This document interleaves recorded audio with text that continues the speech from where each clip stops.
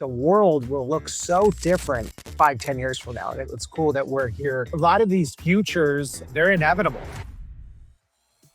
Meet Marty Ringlein, CEO and co-founder of Agree.com, general partner at Adventure Fund, and adjunct professor at Northwestern University. From leading teams at Twitter, Eventbrite, and Brex to investing in companies like SpaceX, Plaid, and Stripe, he spent over 2 decades building the future of technology. I remember I talked to the CTO of USA Today. Less than 3% of their traffic comes from mobile. No point spending time or energy there. But everybody that we spoke to who were more the adults in the room, they all kind of shit on the idea. My immediate report was like, isn't it an inevitability that the device will get better?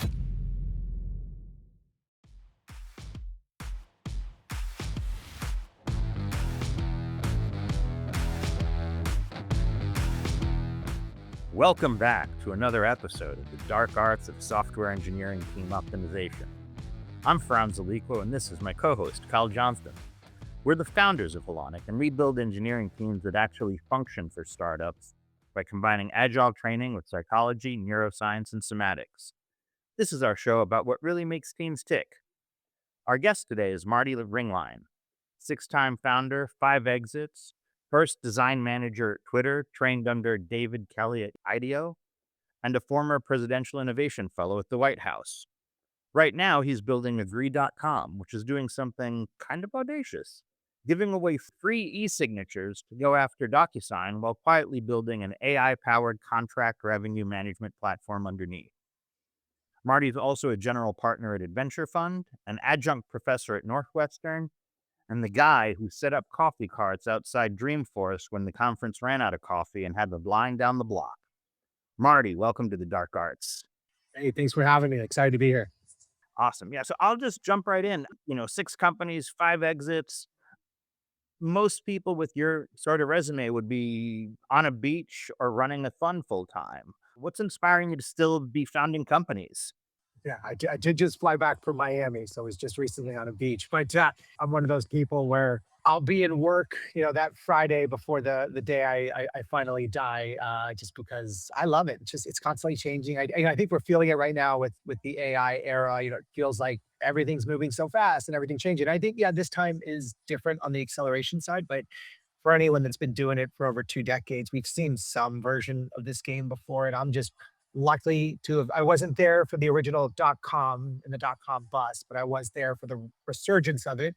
I was there for social media. I was there for mobile, and it's really exciting to be here right now because I just can't imagine not building right now. There's just so much to do, and there's so much potential ahead. Like the world will look so different 5, 10 years from now. It's cool that we're here day one, basically. Do you feel like you're actually building for the future or are you just building for the now? I think you have to do both. And if we talk about, Agree specifically, e-signature signing stuff, the world still lives on a 30-year-old technology, a PDF. We live and die on that thing. And so I see the world where it gets displaced, but if I just rip that out and you don't get a PDF with executed signatures on it as your contract artifact, you're gonna freak out. So we just are not ready for that. So we plan for the world where the PDF is gone, but I build for the world where psychologically you need the PDF still. And I think that's true with a lot of things. There's a lot of artifacts where we still have a comfort, we still have a familiarity, and we can't just totally rip off the band-aid. So it's a little, I think, fascinating and frustrating on our side where we are building for a future world that doesn't exist today, but we still, I think the nicest way to say it is, kind of pander to the familiarity and comforts of the environments we have today, right now. I guess, like, what sort of companies, I guess, we can look at your resume and then the stuff that you founded, but like, what about the companies themselves? Like, is it a particular vertical that really interests you, or is it just the technology and what you can do with it, or solving particular problems? What's the through line? Yeah, it's that last question you asked. I really get excited about it. A lot of these futures, they're inevitable. Like they are coming, and I and a handful of other people can see the inevitable path. And so, if I go back far enough, I remember in '05, a handful of us on the front end development side were getting really excited about building websites for mobile devices. And back then, you're really talking about a WAP device. You're talking, there's no real JavaScript engine. You're not really using CSS. It's basically move up, down, left, right. It's kind of like Tetris on your TI-83 to navigate a website. And everybody that we spoke to who were more the adults in the room, because we're like 22, 23, they all, for lack of a better term, kind of shit on the idea. And I remember I talked to the CTO of USA Today. This was a huge moment for me where I asked him, like, hey, why isn't USA Today, more mobile friendly? And he said he had a great answer. It was the data. He looked at the data. Less than 3% of their traffic comes from mobile. No point spending time or energy there. But my immediate report was like, well, isn't it an inevitability that the device will get better? I don't know there's an iPhone coming, but the device will get better. The download speeds will get faster, quicker. When all those things converge, more people will go on the internet. And then plus your numbers are low because you have a really bad mobile experience. If you had a better mobile experience, your numbers would be higher. But he wasn't having. He's just saying, no, this is the world we live in. And then now, again, we know what happens. With most of us spend most of our time on mobile web, and so it's fun to see this world where I can picture us doing everything. Yeah, I didn't know we'd be buying and selling stocks while we sit on the toilet. I didn't know that we'd be finding our soulmates, on an app. But I did know that we're going to spend the majority of our compute time personally on mobile. And so I think now with AI, it was very clear to us that there's going to be an agentic first world, that things are going to get automated, workflows will become autonomous, and now that's becoming a little bit more obvious now, but wasn't so obvious 3 years ago. A little kind of crazy. Yeah. Yeah. Things move fast. Very fast, very fast. We got cars that drive themselves, supercomputers on wheels, rockets that land themselves. The world is changing, and it does feel a little uncomfortable. Not that it feels like, but the technological advances are taking less and less time to happen, which I think is both exciting and a little scary. And we're technical in a way. I would say 9 months ago, most of my buyer is head of finance or the CEO or COO of an organization. 9 months ago, if I showed them my social security number and told them that was an API key, they would just be like, "Yeah, that makes sense. That looks like an API key to me." Today, every one of those people knows what an API key is and they've used it. They've taken it into something like Claude and they've used it to build something. And that's a wild shift where you could have, as a startup, punted releasing your public API. Today, you've got to launch with it. It's almost the old debate of like, do you have a native app? Do you not have a native app? Do you go mobile? Do you not go mobile? Like, you do not launch without an API today. You do not have an API key. You're immediately left behind. Not just that wasn't true 9 months ago, which is wild. You've written that one of the best lessons you learned from David Kelly was watching him say yes to projects that sounded impossible, like 6 weeks timelines, half the budget, specs that like defied physics, and then figuring out after the commit was made. How's that shaped how you build teams? Because it feels like that philosophy puts enormous pressure on the people that have to deliver. Yeah, we've got a lot of mantras. Some of my favorites that we do with the team all the time is go forward as though you're right, prepare as though you're wrong. I think that one is just be quick to pivot. A lot of we'll talk even on this podcast about a lot of my successes. It's not fun to talk about my failures. Not that I don't want to talk about them. They're just not fun in that the failure, I mean, the success took a decade to happen. It feels like it was overnight, but it took a decade. But the failure, those are sometimes minutes, hours, weeks, where it's like we just pivot so fast. But there's a million failures a day. I don't think about it or dwell on it because we pivot so quickly. So I need the team to be able to do that go forward. But as soon as we know we're wrong, like no babies, don't be stubborn. Just move past it very quickly. So that's a big one for us that I think helps the team. And the other one that we often say is just be better than a coin toss. We're not going to always guess it right, but like just be better than 50%. And but on the investing side, the actual math that we use is it's called the power law. And the easy way to describe it is you take 12 bets, 11 are going to fail, but the one that hits out of the 12, it's so big, it's so disruptive, more than pays for the others. The ROI is just so big. So we're just more shots on goal, take more bets, be more calculated about it, walk away from the losers as quickly as you can, and then double down on the winners. You've described yourself as technical enough to have strategic conversations with engineering, but leading from design. So that kind of means that every time you build a company, you have to, I guess, you have to earn trust with engineers without being one of them. That can sometimes be a challenge. How do you do that, and how does it break down? Yeah, so I started my undergrad as comp sci, so I've got a good programming foundation. I spent most of my early career as a front end developer, so was in the beginning stages of when like React was first coming around, where you could do a lot on the back end with front end. So dabbled there, but these days, I think to the spirit of your question, my team knows me and we have a very close relationship, but go a year ago when we're first starting to have the agentic conversation, I'm allowed to ask my team, like, look around, just, like, what does it mean to be agentic? Like, I'm just going to ask the question. I don't want anyone to look at me like I'm an idiot or like, you lose confidence and faith in these, but like, how is a like what does agentic mean? Like, how is it different than an algorithm? How is it different than how we did things before? Like, even when generative AI came out, it's like, what does the G stand for? Like, what makes it generative? And I think the team finds it fun because we're not only defining it in the most basic sense, but like, what does it truly mean to be agentic? What does it mean to be autonomous? What is it beyond sort of a chatbot?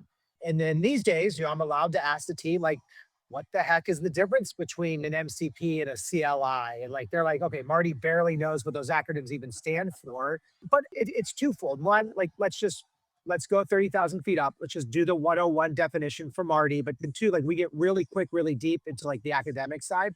Like, should we be MCP first, CLI first? Should we be both? What does it mean? Like what does it mean for our customers? And the team appreciates that. They appreciate that I push that question. I'm pushing them on sort of being an agentic first company way before they're pushing me. And then I'm raising my hand on should we have an MCP or CLI, not just for hype, but like does it actually make sense?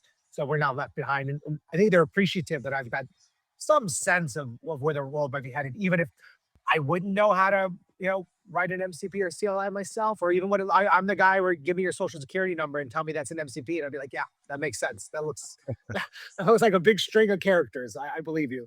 Yeah, we spend a lot of time with our teams kind of training around and focusing on the handoff between I'm not labeling you as a non-technical founder or leadership, but less technical, right? And then how are you translating that over to the engineering teams and like what's getting missed? And because it's kind of a common failure point. And so you having done this 6 times now, is there something that you've just kind of figured out that like a pattern that works, an approach that you just repeat every time, or is it changing every time and morphing? I mean, a big part of it, it's going to seem so cliche, but it's just trust. They trust in me that I am knowledgeable, that I will go down the rabbit holes. I think it's a little bit of like they know that I teach new and emerging technologies on a master's level at a very prestigious university, so they know that like academically I can have these conversations, even if practically I'm not writing the code or pushing the buttons. So I think that's a big part of it. And then I think it's that I've been fortunate enough to be better than a coin toss. So then it's just like, all right, got to trust somebody. Like Marty's not he's not a bad bet. So let's just go. Let's double down with Marty. I think that's a bit of it. Nice. And so, and would you say you lead a little bit more though from like the design, like the design is where you come from versus like pure engineering as you're leading a team? Yeah. So everything I do, I being like anything I'm involved with my team. So the Royal I will generally be better designed than the incumbents in our space or competitors. We'll put the user first, the user experience, and we will often use it as a differentiator. I've just been at it for so long, and again, I want to say that I'm a pretty good designer compared to most of the world. So we're just able to do it very quickly. So it's not something that slows us down. It only accelerates us, and I would never let design slow us down. But I think that's what the team appreciates is our stuff can look better.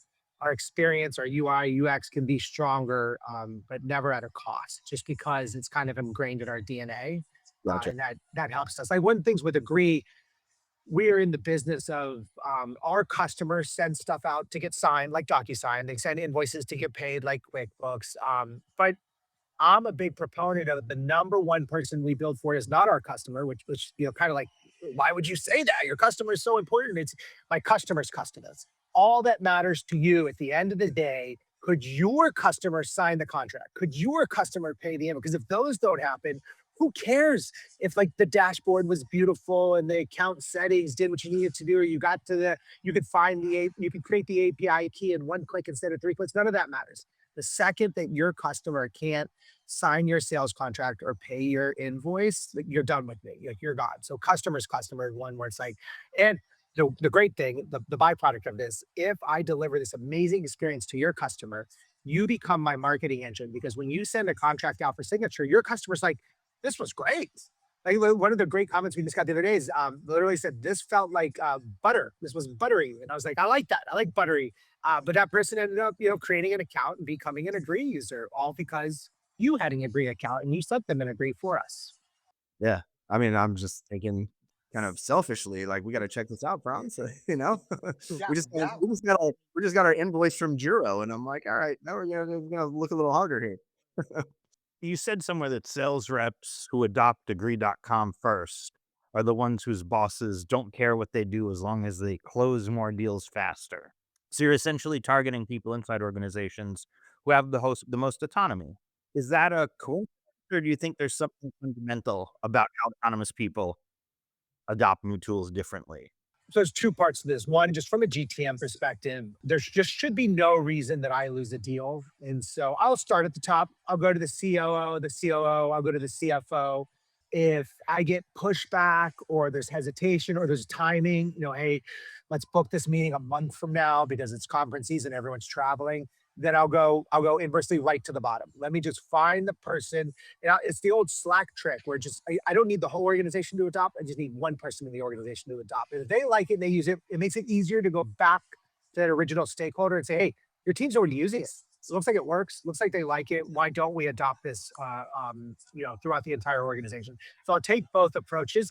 What's great about Agree is at the end of the day, we give away the e-signature, the DocuSign part for free. So to anyone listening, just never pay for DocuSign again. But the trick is you're like, well, Marty, nothing's free. How are you doing that? We're a payments company. We make money the same way Stripe does. Anytime that you send an invoice for payment and someone swipes that credit card, you got to pay someone in the world 2.9 and 30. Our ass is just pay your buddy Marty, don't pay Stripe. But because we monetize on the payments, it means that I can give away a lot of the other product for free. And so on the sales side, it's just an easy pitch. Nobody loves DocuSign. Nobody loves paying for DocuSign. Just use Agree for free. And so I'm not even going to waste my time pitching a sales team member on invoicing and payments, even though that's where I make money. Let's just get them on the free product. Let's have them fall in love with it. And then I'll take that and I'll move into the CFO. And it's more about let's expand your use of a tool you've already adopted versus selling you a new tool. That, in my opinion, has always been an easier conversation.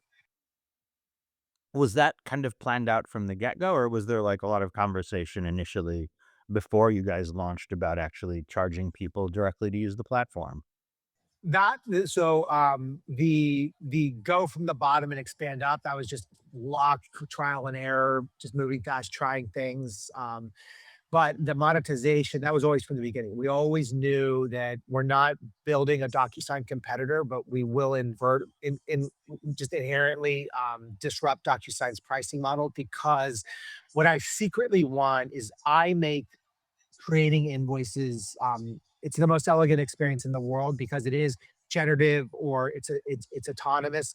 Only because I'm grabbing all of your payment and billing data from your sales contract. And the only reason that you give me your sales contract is because you sent it for signature. So I I I use e-signature, even though it's free. It's kind of a Trojan horse, a data Trojan horse.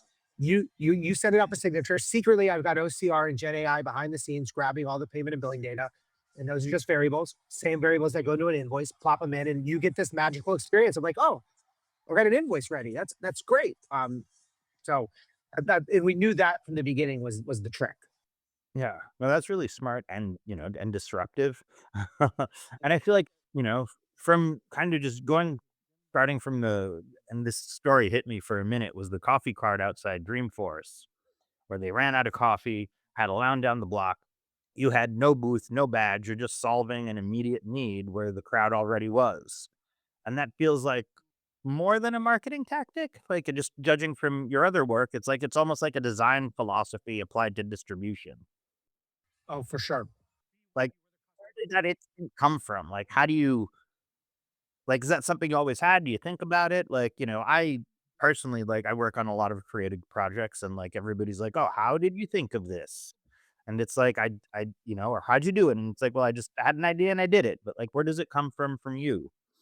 No, it's sometimes my team will joke because it's a little annoying. We'll just be walking from one meeting to another in the streets of New York, and I'll see something. I'll just be like, "Hey, it'd be a really interesting marketing idea for this business over here." And so I just be like, "Do you ever just shut it off?" And I think that, but that's to the point of like, you never shut it off, and that way it's always kind of cranking. But more high level to the coffee carts, I just have some rules that exist. Rule number one is just be where the customer's at. Two, don't fight the noise. Find a way, just do what everyone else isn't doing. Like if everyone's, doing cold outbound with AI, just don't do that. Like sure, it might work, it might perform well, but that's just it's too crowded. I don't want to be in a crowded space. I want to be unique and stand out. And in the AI world, weirdly enough, people are not going to meet with other people in real life. And so it's just a way to stand out. Will it always be? I don't know. If people listen to this, be like, oh, this Marty guy's onto something, and then it's going to be crowded on that corner. But I do know you show up, you give people free coffee.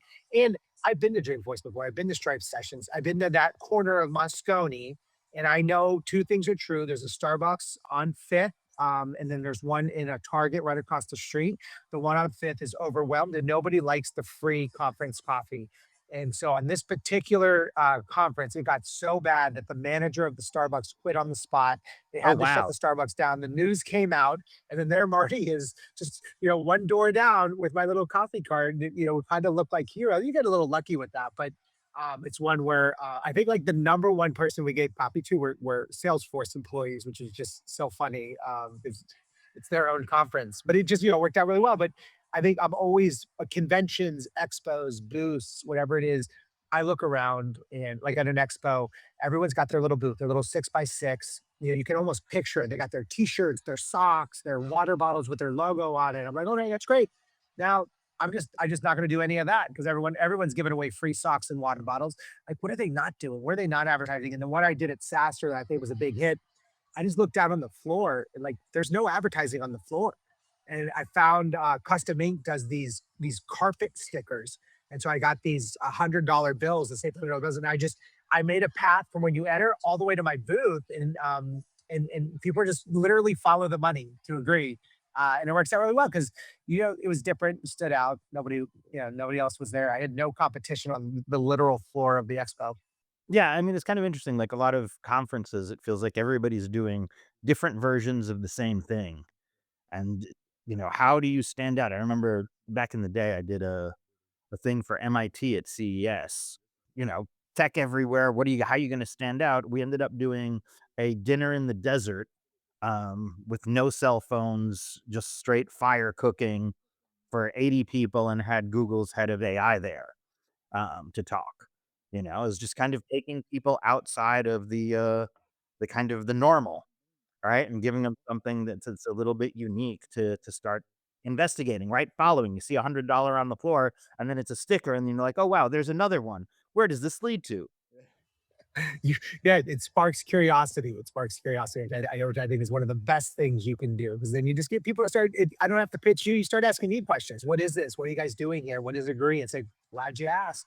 As opposed to me kind of hailing you down. Hey, how's your day? Come on over here. Like to me, that's the worst kind of salesperson at a booth. Yeah, and no one wants to talk to that guy.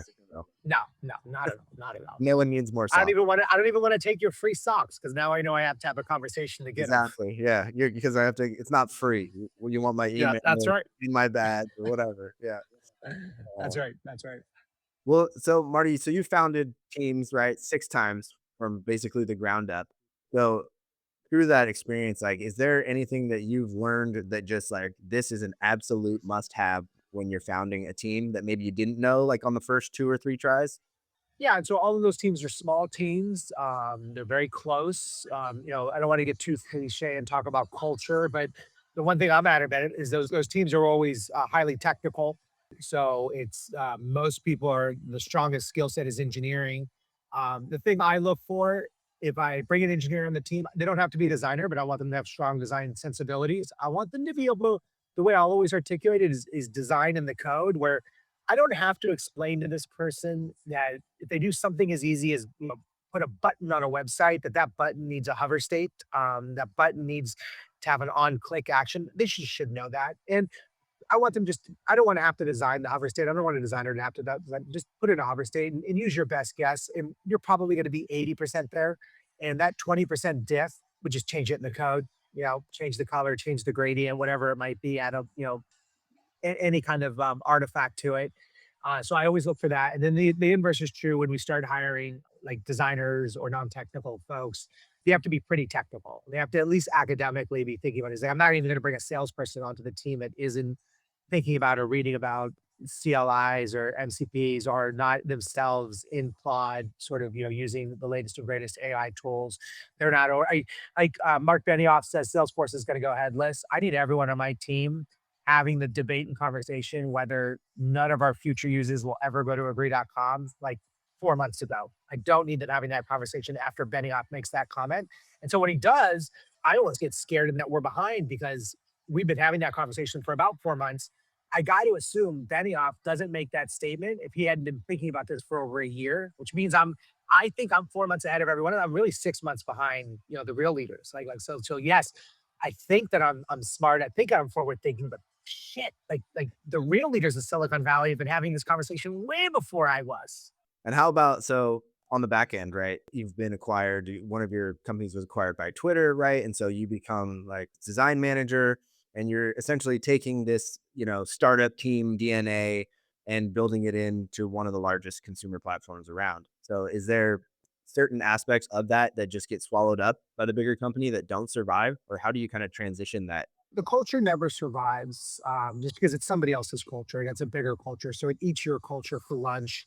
Because Twitter had a great statement that, I mean, we were going to sell to Twitter no matter what, but one of their last like sales points was, we're going to acquire you because we don't want you to change. We don't want Twitter to change you. We want you to change Twitter. And I was like, oh, I like the sound of that. It's never really the reality. I think with M&A acquisitions, the best thing you can do is give that team a KPI or a metric or something to launch, sick their teeth on it, and then let them go and exceed all expectations. And then you would literally have no expectation for what happens after that, whether they stay, whether it's a fit. But Brex was a lot like this. There's a race against the Ramps, the Mercuries of the world. They want spend management. They've never done it before. They said we had 3 months to do it. Start with bill pay. I was like, I like it. It's a challenge. And gave us, basically unlimited budget, unlimited resources. There was this is during COVID, so there was a big Airbnb layoff. Brex just went up and like scooped up a few hundred Airbnb engineers. And they're like, they asked me, how many engineers do you want? You have up to 100. I was like, I don't know what I would do with 100 engineers, but it was nice because they said, like, we won't get in your way. Just go hit this deadline. Exactly 90 days, and we did it. And they're one of the best spend management platforms. Obviously, they sold to Capital One, but I was like, that's the way you do it. And then after that moment, hardly any of our team stays around, but that's just that's on them to sort of keep the team. It's on me to integrate the team and to meet the big objective. With Eventbrite, it was get them to go IPO. Twitter was a little bit of the same, but it was to become mobile first. People forget back then Twitter didn't have photos, didn't have videos, they didn't have their own iOS apps. There was a lot of work done to get Twitter to be mobile the way it is today. Gotcha. Yeah, one of our kind of core beliefs is that culture is basically, it's deliberate, right? It's, you can't just put a bunch of people in a room and assume that it's going to work out. And so, is there something that you do specifically, like when you're building up your team, to create more cohesion and to make sure that this thing gels and everybody, you know, is focused on the right things and working together? I just think we have really fun conversations. Like we rarely talk about the work to be done, and it's almost all of these. What would the world look like? Just and I'm talking about the craziest conversations. Time travel. Are we in a simulation? If everyone on the team isn't pretty convinced that we're in a simulation, it's probably not going to work out. We just hired a new head of sales. I was just with her in Austin at one of our conferences, and I won't say it was because she was a contractor to start, and I won't say it was part of the interview, but we did go down a simulation rabbit hole. She brought it up, and I was just like, "Oh wow, I'm in for this conversation." But I was just like, "Okay, I like the way your brain thinks. I like how you just think about all the like." There's no. I think the worst thing that holds people back is just a predefined mental model. So if you have the ability to break down all mental models, which is why I'm not trying to convince all of your listeners that we're in a simulation, but to even have that conversation jokingly, you have to break down almost every mental model you have today, like even how you think about things like gravity. And it's a unique kind of person that I think can do that. Just even if you're just going in fantasy land for a minute, just shut everything off, only think about the potential. Like that. I think that's where these creative sparks happen. Of like, okay, yeah, we're not going to go build that wild, crazy future, but like, what if we did this right here, right now? I find that's really like an effective way to make people think. Just kind of remove the boundaries around them. Like before doing Halonic stuff in this, I was a creative director and leading teams. A lot of times when we are doing, kind of creative brainstorms, I would ask people to start with just coming up with the worst ideas possible. Like what's funny but would never work. And usually in those, there's a little grain that can become the actual idea that, like, moves things for real. Yeah, we're big proponents of no one's really allowed to get credit for a big idea because it's kind of impossible because the way I've almost always seen it play out is, I might say something ridiculous and then somebody else says, piggybacks on that. And then somebody else says, oh, well, no, like that's the most ridiculous thing I've ever heard. But you just made me think of something else. And that something else is the genius idea, but they're not allowed to have credit for that because they don't get there unless I say the really crazy thing to get someone else to say something crazy that gets you to have the spark. And so that's where it's like it's pure teamwork. But we got it. But I think it's the freedom and luxury to have these just kind of off the wall conversations where I don't need us to, calculate the 45 minutes we spent talking and measure what the ROI was on that conversation. Like that's ridiculous. Like let's just go nuts and let's just know at the end of that, everyone's going to take some part of that conversation in their head when they take their dog for a walk, when they're putting shampoo in their head in the shower, and like a spark's going to come a day, a week, even a month later, and it'll all be from that weird little conversation we had. Yeah, no, I think that's a really brilliant way to kind of seed creativity in people. Yeah, it's just tough. If I bring somebody from the outside and I invite them to a an hour board meeting in a conference room, they're just going to leave that thinking that was a total waste of time and we got nothing done. And it's like that has not been my experience for the last 2 decades. I understand how as an outsider you would think that. Yeah, it's like, speaking of which, like, you've, general partner at Adventure Fund, you teach at Northwestern, you've advised companies, which I guess kind of allows you to have seen founding teams from really every angle as a founder, an investor, a teacher, an advisor. What's the most kind of common mistake that you see founders make when assembling their first engineering team? Yeah, they rush it. They got to find there's a little bit of desperation, especially folks who are non-technical and they're looking for that first sort of founding engineer. It's like anybody with a pulse, anybody that's willing to be behind them, and I think that just comes down to like they're a bad storyteller, they're a bad sort of narrator of their own vision, where they're not getting people excited, and so they're not getting a lot of bites. Where again, I do think I'm a good designer, and I think that results into being a pretty good marketer of my own story.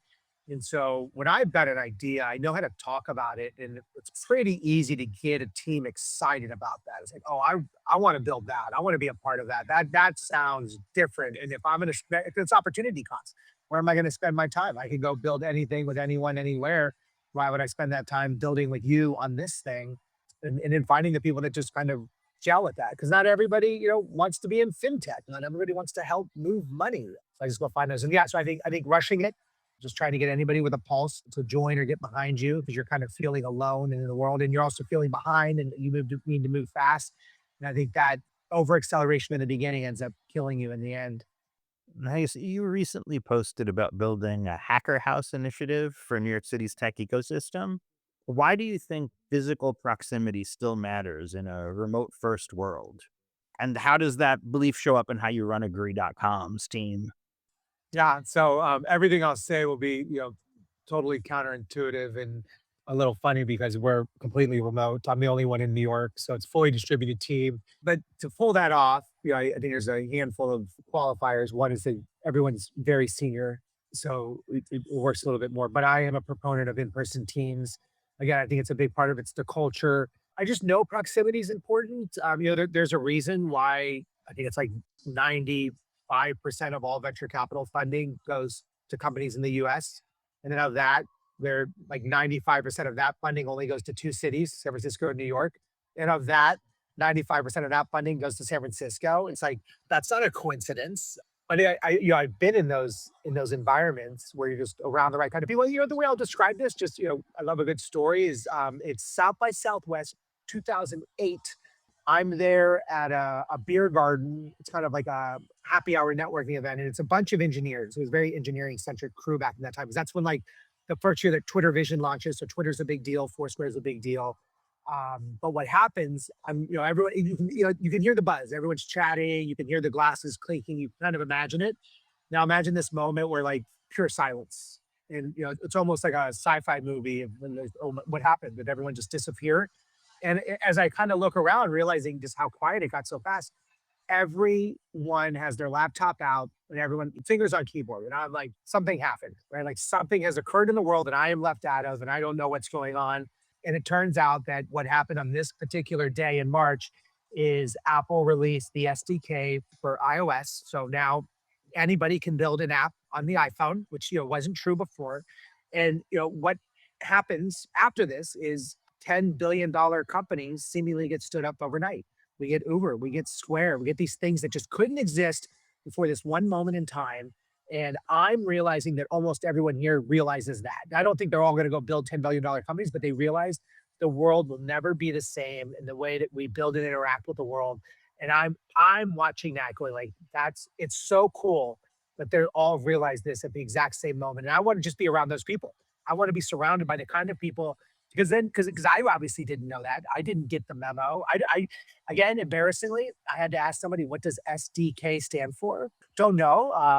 That's how naive I was on the technical side. But again, immediately once I get why everyone's excited, I go all in. Mobile becomes a big thing. Again, we built a pretty good mobile practice. Our biggest client at the time was Apple after this moment. And then we sell to Twitter for mobile specifically. I got one more for you. Quick companies in, build a lot of teams, been around the company, you're investing, you've seen all this. Is there anything that you haven't figured out still about building and assembling teams and companies? So, I want to believe I can, figure anything out. If you throw me, sink or swim, I'll swim. But the thing I'm not great at, because I avoid it, is managing large teams. I've certainly worked in large companies, but I will always weasel my way into my team being relatively small. I love sub 16. 12 is kind of my favorite number. Agree right now, 7. Because between 12 and 16, the thing I've seen that happens on the human side is title matters. If your coworker gets paid more than you, matters. Because before that, like, I don't know, you're all kind of senior, whatever. Like, put whatever you want on LinkedIn. I don't care. It doesn't matter. You all make, within 10, 12% salary of one another. But the second that one person makes, 50 grand, 100 grand more than the other, like that's a big deal. It's not fair. Promotions, all that kind of, but when it's small, it's just the work. Let's just do badass work together. So I appreciate that. So I'm not good at really large teams. If you make me, run 1,000-person team, I think I can do a pretty darn good job, but it won't be where I have fun. And so I tend to think if you're not having fun, you're not going to do a good job. So I'd say that's the one. And if there was something I wanted to sort of, take on, it would be that. And the other thing that's kind of related to that, to teams, but is that I've been acquired by companies to help them go public. So Twitter and Eventbrite are two cases of that, but never myself have taken my startup public. So my startups, the exits are always acquisition. So maybe Agree will be the first one, but that'd be, again, fun founder journey to have under your belt. Yeah, absolutely. Well, Marty, it's been a pleasure. We really appreciate you coming on. For the listeners, where can they find you and more information about Agree? Yeah, so I'm easy. I'm Marty. It's Marty@Marty.com. So my email is super easy. My website's just Marty.com. But if you really want to chat, I'm on Twitter or X, whatever you want to call it. It's at Marty Madrid. But I post, I don't know, 10 times a day on average every day for the last 19 years. So I've got near 80,000 posts. So I'm always there. So if you want to really get into it, that's a good place to catch me. Excellent. Well, again, it's been a pleasure. Appreciate the time, Marty. Yeah, of course. Thanks for having me. This has been fun. Anytime.